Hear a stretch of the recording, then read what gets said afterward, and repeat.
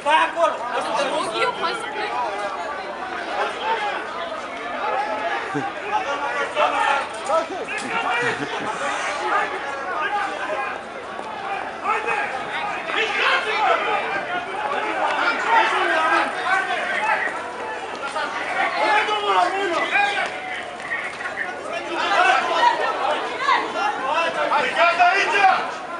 Mai spate să nu vă luați pietre, mai spate!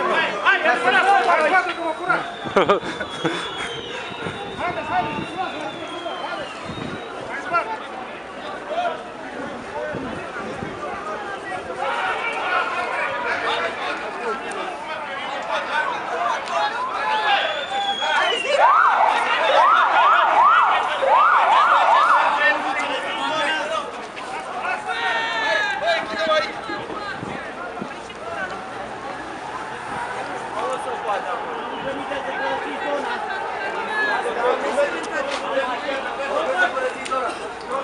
Stai că nu le văd.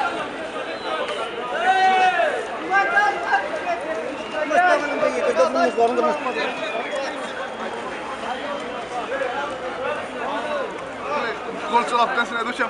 Nu, mă! Să nu iau, să nu deranjăm oamenii.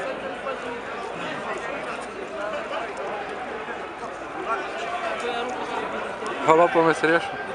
Bă, chiar că eu nu înțeleg exact. Care-i scopul lor? De ce au înțeles așa?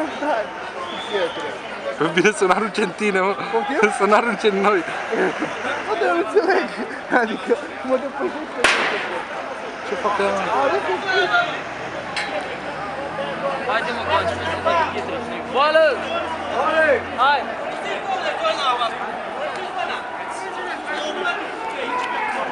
Faci ăștia cu pietre, mă.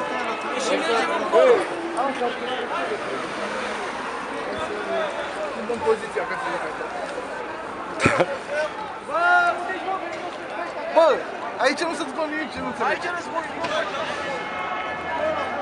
Vino cu ăla, Uniric, aici e război.